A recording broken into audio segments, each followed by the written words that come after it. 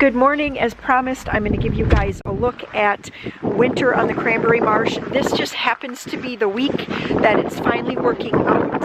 And you can see in the background here, we are getting snow right now, and we got snow overnight. So they were saying totals of around 7 to 10, but it's so windy and blustery, it's just drifted. So I have no idea really how much snow we actually got.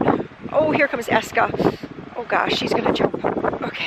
This just happens to be the week that it's gonna work out.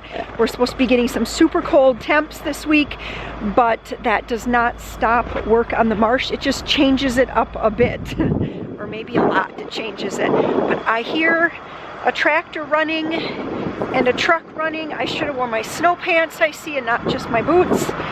But we're gonna catch up with Warren and see what's going on.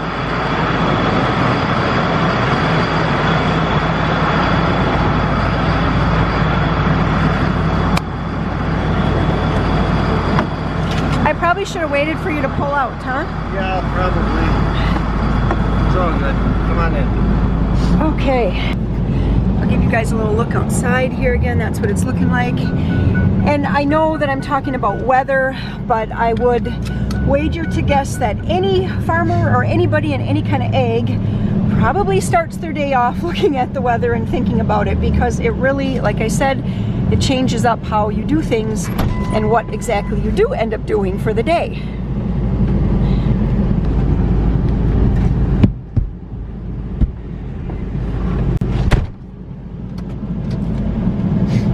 This is full-on Wisconsin, that's for sure. It sure is. We've been pretty lucky so far this winter, actually. Yeah, it's been pretty nice. So basically, what's the Cliff Notes plan for today? Well, we have to start pulling the flood. It flooded.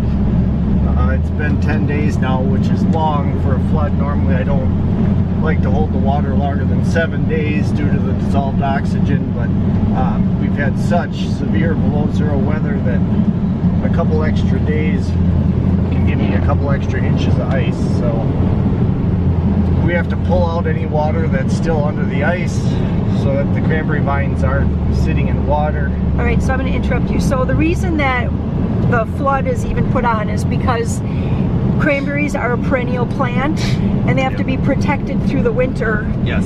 The worst thing for a cranberry vine is in the winter they can actually freeze dry. And if you freeze dry the bud, since they set buds in the fall, that's next year's crop. So if you freeze the buds off in the dead of winter, you'll have zero crop next year. So that's why we flood.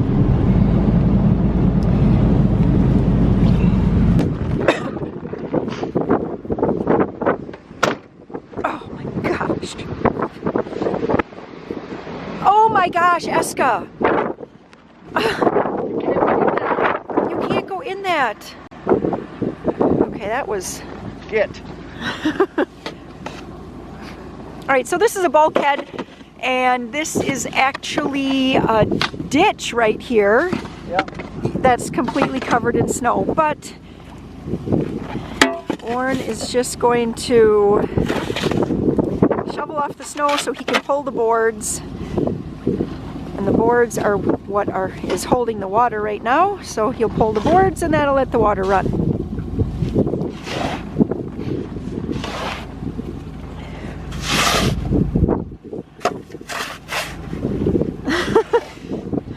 But first, I guess you're gonna have to break the ice. We gotta see how much ice we have here, whether or not we need the chainsaw.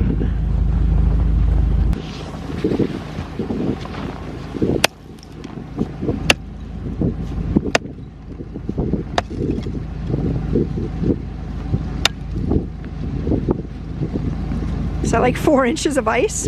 Yeah, I think we're gonna use the chainsaw on it. So sometimes there's just so much ice that to sit and pick through all of it is just time consuming, and it's pretty back-breaking, so out comes the big guns.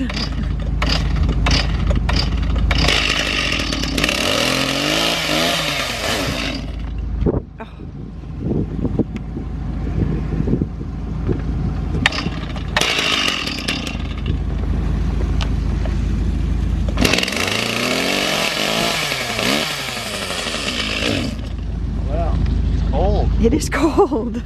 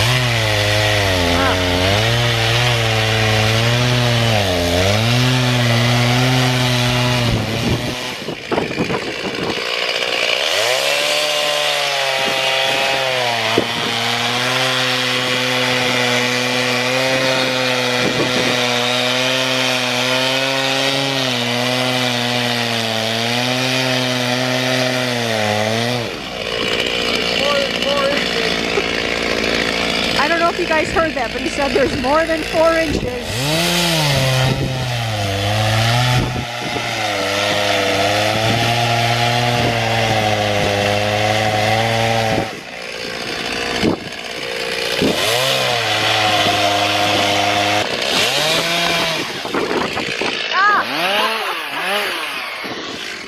There's a lot more than 4 inches. Yes. Holy cow. That top board. I think we're going to sacrifice the top board. Just cut through it and be done.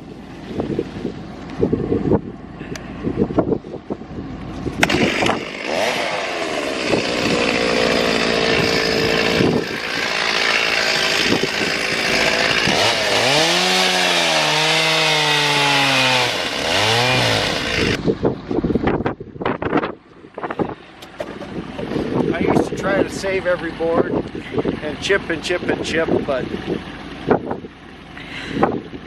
the older I get. All right, so this weather is not good for my camera, so I actually had to come inside here and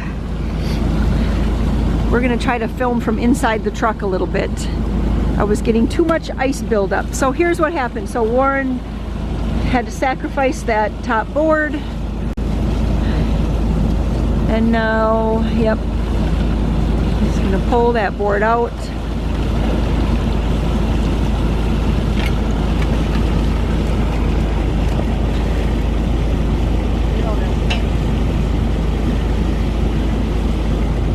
Oh wow. A little more than 4 inches. Yeah, there was more than 4.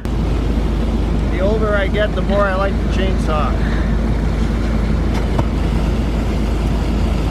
Yeah, chipping through that much ice takes a long When I was time. a young guy, I used to do all the chipping trying to save every board, but It's just a board. it's just a board.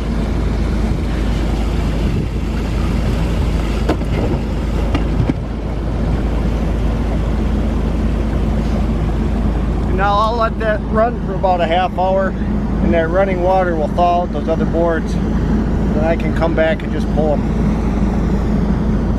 So this is a good time to let you all know that today's video is sponsored by InPo products. They are the makers of all kinds of back pain relief products, and I'll share about those later on in the video.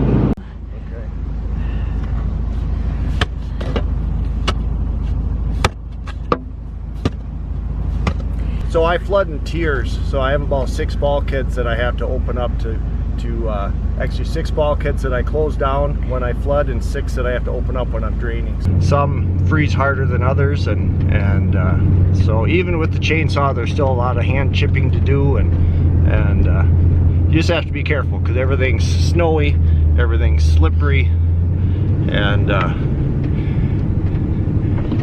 it's always a challenge. All right, so he's gonna go do that, what, 6 or 7 more times? Yeah, about 6 more times. Okay, you have fun. Oh, yeah. I'm gonna head back in, and we gotta get some schoolwork done and some things planned up. actually two different directions. First we're going to plan, then we're going to get the schoolwork done.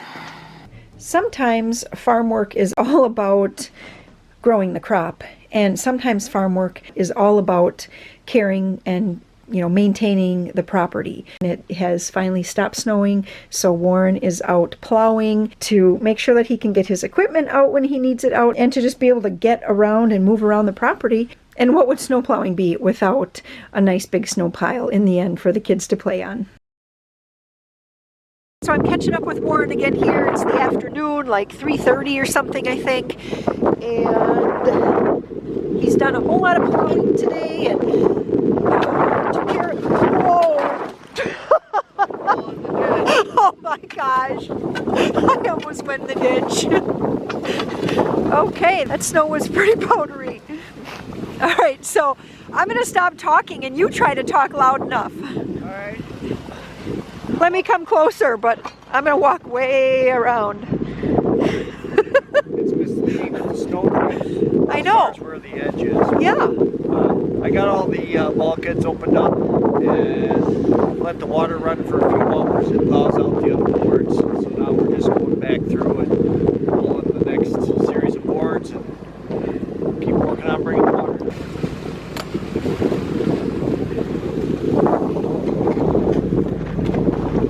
Alright, so you guys probably aren't quite seeing a whole lot here. There we go. We got ice in the track. Oh my goodness, that whole thing just broke off. We got ice in the track.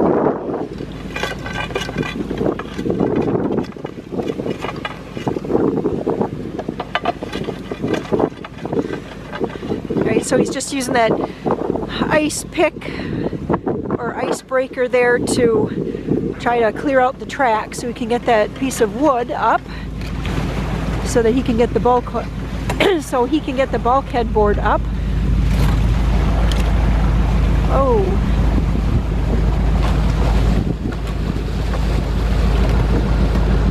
All right, that looks good. So the running water today just thawed those out, so he didn't have to sacrifice too many boards. Yeah, I didn't have to cut any. The only one I cut was the one we had on film. Oh, really? Everything else I was able to chip. Oh, that was just like the thickest ice right there, or what? Are we done here? We are here. We Okay. Okay.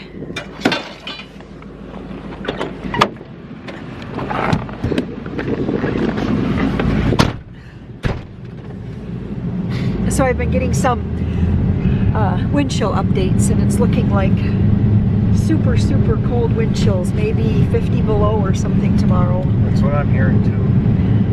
That's going to be some cold weather. Good day for working in the office. We're back to the one we started with this morning, and I'm going to be really careful where I step.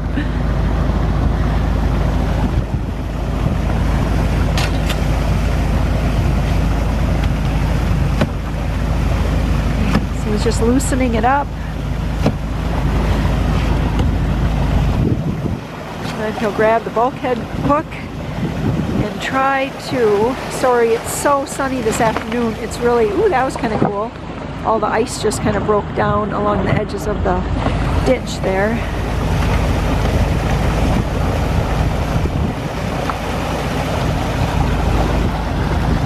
So how long is it going to take to get the excess floodwaters off? By morning it'll be all drained away.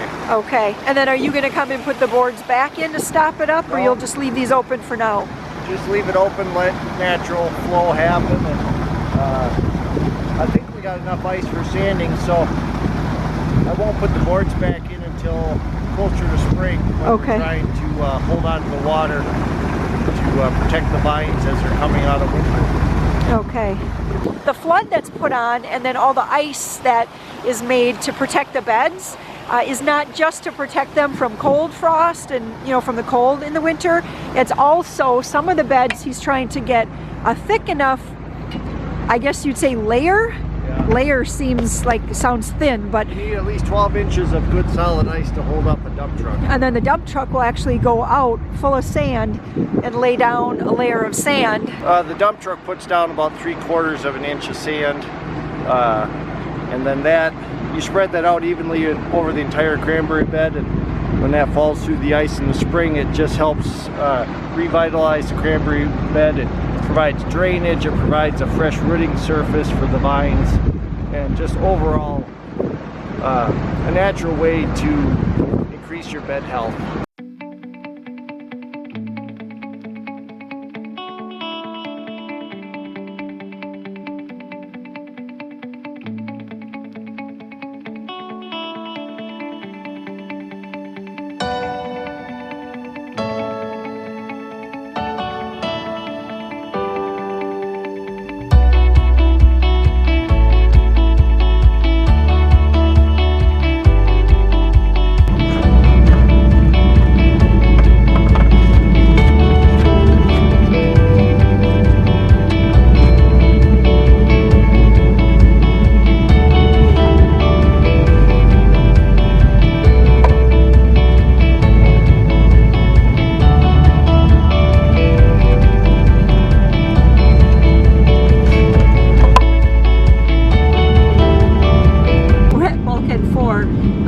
Switch gloves, because what happens, this is kind of funny, probably not to him though, but his gloves get so iced up that then when he's trying to pull on the bulkhead hook, his hands just slip off. So he has 2 sets in here, so he keeps one over the heater and an extra pair, and he just kind of switches back and forth.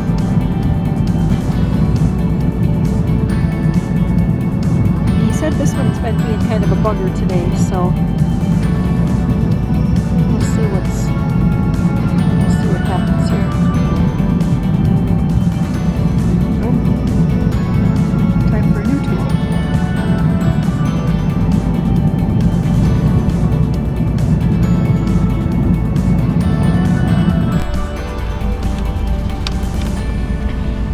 So this always makes me a little bit nervous watching Warren do this. You know, for so many years I was caught up in the baby world, and I just didn't have, like the brain power to be thinking a whole lot about what he was doing out here. I mean, I knew what he was doing, but just thinking about the dangers and everything, either I pushed it out of my brain or I just didn't have the brain power. But when I do ride along with him now, now that we have kids that are old enough to watch the little ones, and even little ones who are getting big enough to be at home alone. Different pair of gloves. I definitely, okay, we'll get those up on the heater.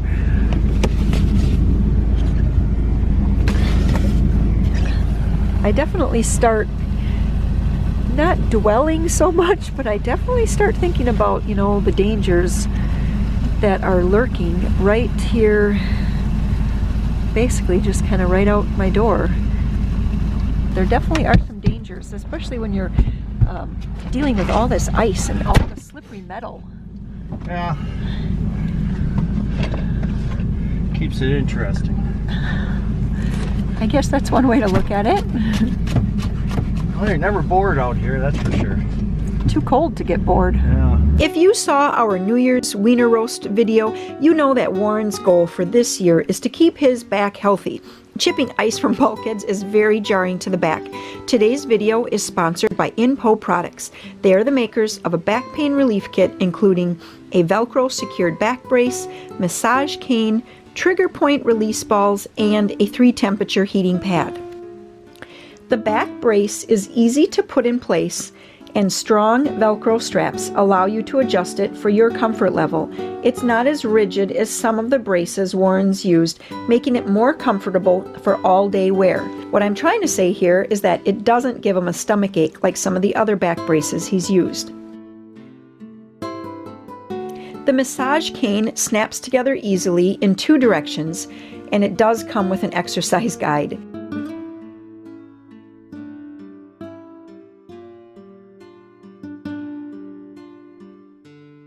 There's definitely a learning curve, and at first Warren felt pretty silly.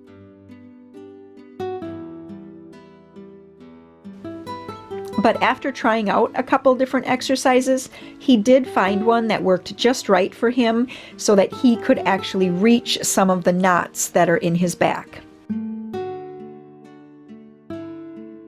Now, the trigger point release balls, we weren't sure how to use. Without any internet research, we decided that I should just roll them on the areas that the chiropractor works on the most. He thought it felt nice and did say that it would probably offer some relief if I did the rolling for a long enough time. And although you won't see me using the heating pad, it is my favorite. Velcroed in place, it applies awesome penetrating heat directly to the back. Unlike the microwaved rice bags that we use, and I do love, they cool off really fast. The electric heating pad here, it just keeps getting warmer and warmer until it reaches either the low, medium, or high heat that you clicked it onto. And if you find yourself in need of some back pain relief, just click on the link in the description box so you can check out this whole kit for yourself. Thanks again to Inpo Products for sponsoring today's video. My plan today is to get all the paperwork put together for our company board meeting. I have to organize some tax papers for the business taxes and our personal taxes. Anything to stay warm. Anything to stay warm. I got all kinds of planning I need to do for the next crop year as far as determining what I need to order as far as fertilizer and what I want to put on. And so yeah, it's all that paper pushing that's required. It's not my favorite thing to do, but when you're running a business, you have to do it. Yeah. So all right, I'm going to leave you to do all that, and okay. I don't know if something else exciting happens today other than paperwork. We will catch up again. All right. Good morning. I am back. So last week I tried to do a week in the life, and you will have seen the footage. I didn't get a whole lot, and that's because we ended up going from a snow, basically everything shut down because of snow, to then the polar vortex. And what happened is that we did all the planning out of the farm budget for the year and got things ready for the board meeting, just stuff like that. And so, you know, believe me, that's not overly exciting to watch him do that. And so here we are, it's Monday again, and I'm just going to go and try to get a few little clips of what's going on. It's really weird weather. So just on Saturday, I'm getting wet here because the water's dripping off the eaves. So on Saturday, everything was completely covered in snow. I mean, they were snowmobiling. Warren and I went snowshoeing. We went snowshoeing way over there, and now it's just a complete pool of water everywhere. There's just water, water. It's raining. We've had temps, you know, we went from nearly 30 to 32 below to temps of, I better hurry up because he's in the truck now. And now we're getting temps, whoa, that is slippery. We were getting temps now, or at least this weekend, of near right around 40. So we had like a 70-degree temperature change, and things are really changing up. So icy this morning. It's super icy. Nice, I mean, temperature-wise. Feels great. Yes. Hey, Aska. So we gotta check the mains, just make sure everything's sealed up, don't have any busted boards. And we gotta check the status of our ice, make sure we don't have any tips sticking out. Might have to reflood. Yeah, so we're gonna be getting some colder weather again later this week, and so Warren's kind of thinking that possibly there's gonna be another flooding. Still trying to make sanding ice. Every time we have sanding ice, it warms up and we lose it. So It's almost impossible to completely give you all the ins and outs of cranberry farming, you know, just in a little 15 or 25 minute here video, but water is huge. either, it just seems like every single day there's something to do with water. Either checking water to make sure that we're holding the water and it's not slipping away, or we're letting the water go to make sure that it doesn't build up too much, or Warren's flooding, or he's recycling the water back. You know, he'll pump water back during certain times of the year. Before I was married to him, I knew nothing about cranberries, and yeah, I totally did not understand all of this water. I always think it's funny when he's like, I gotta go check water, or I gotta go move water. It's like, I don't know, it just sounds funny to me.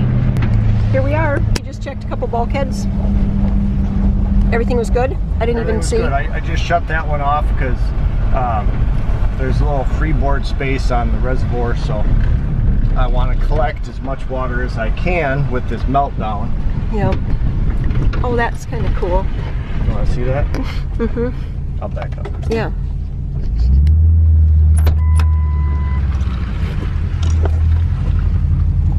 I think this is kind of cool. This is just the ice that is over top of the cranberry vines there. You can kind of see where it started to melt and then fell into the ditch here. So that's kind of, that's the goal, is to get everything covered up in ice. We need more than that though. We need at least another 4 inches of good solid ice on top of that existing ice in order to hold up a dump truck for sanding. Right. This isn't a bed you're going to sand this year though, is it? I sanded it last year. So you do a third of the marsh every year. You're sanding every year, but you're not sanding every bed every year. Right. And with the weather conditions, working alone, it's hard to get, it'd be really hard to get the entire marsh sanded in 1 year, working by myself. If I sand 15 to 20 acres every year, it's plenty. But and just getting the weather to do that much, that's really part of it. You can have good ice, but then it's too cold. And then it can warm up and you'll have a few days of great going, and then all of a sudden it gets too warm, your ice starts melting. So you just have to work around the weather and do what you can do. Some years you sand even more than you expected. So you always have the beds you want to sand, and then you have the beds that you would sand if everything was perfect. And because some years the weather's so bad you don't get it all done, and then there's not much you can do other than put it on the list for next year.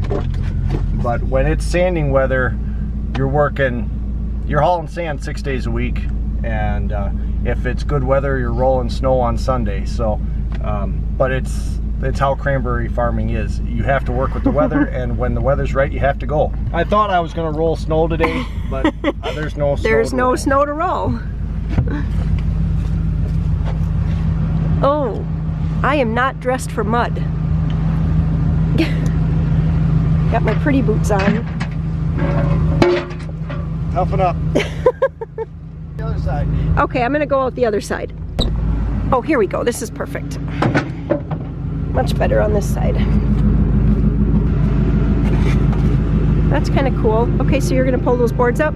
Yeah, and with the warm weather, it's kind of like cheating because most of the ice in front of the bulkhead is melted away. There's no serious chipping that has to happen. I mean, that's all right. This, but... Here we go. Look at that. Wow.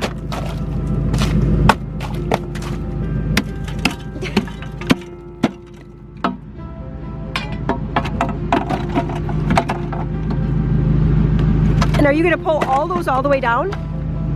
Well, see, this is the reason the water went down even with the bulkhead shut off, is this is the direction I flood.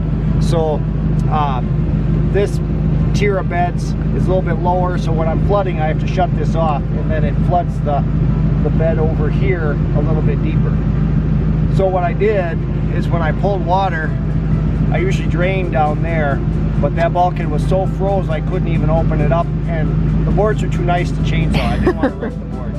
So what I did is by draining the other direction, I caused the boards in the bulkhead to shift to the other side of the board slot, and that provided enough gap where the water was able to weep through and drain this direction. So that's why you don't see a bunch of water. I see. But now if I want to flood this, because these beds I want to sand, in order to flood these I got to get these boards out, because this is the direction I flood.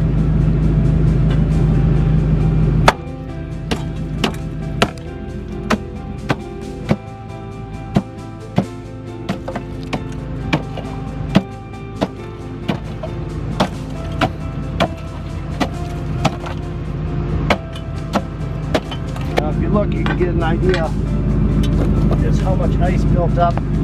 There's pretty close to, I'd say, a good 10 to 12 inches of ice in here. Yeah.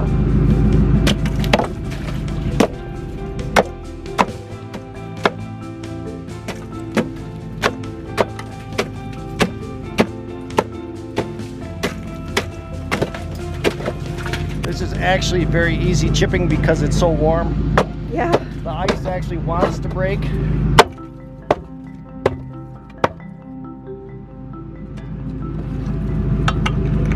Normally when you do this, it's a fight the whole way. Let me grab my hook here.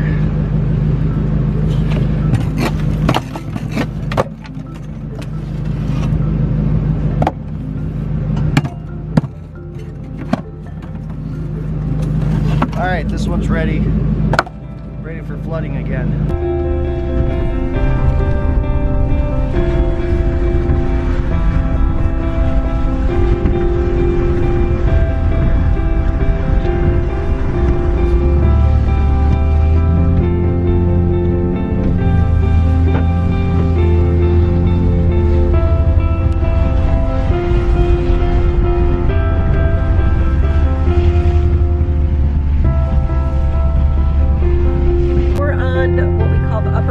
Hard to see because it's so foggy right now, but we're just going to check. You're going to check a bulkhead right up here. It's actually just a tube. Oh yeah, it's just a tube. I just have to check how much water is coming down so I know how to manage it. There is something right there. Or is that just foam? I think. Is that water going down through the... Right here? Yeah, see that thing spinning? Yeah, that's just a hunk of ice or snow. What it is... But it's just a little vortex. Yeah. Right? It must have been a breathe hole from an otter, and it opened up, and now all the water on top of the ice is pouring down. Right, yeah, you can see the hole back underneath into the water. Underneath the snow. Huh. That's kind of neat. In our area, there's cranberry marshes pretty much back to back everywhere, and so what happens is that what one cranberry guy does affects the next, and so that's what Warren's kind of checking on right now. He's going to check to see what the neighbor's doing because their water affects our water. Basically, they have an overflow bulkhead where they can send water our direction, and sometimes they call and let me know what's coming, and sometimes they don't, and so I have to check just to make sure that I don't flood us out. Outlets right there, and if they were dumping a substantial amount of water, that whole area right there would be open from the movement of the water. But you can just see that small area. That's just a natural kind of base level flow of the ponds. Always looking for any muskrat damage. You can have muskrats tunnel through a dike, and a washout will start. So you have to monitor that, and if you have a washout, you gotta fill it in, or else you risk losing your whole pond to water. So there is a bulkhead down there.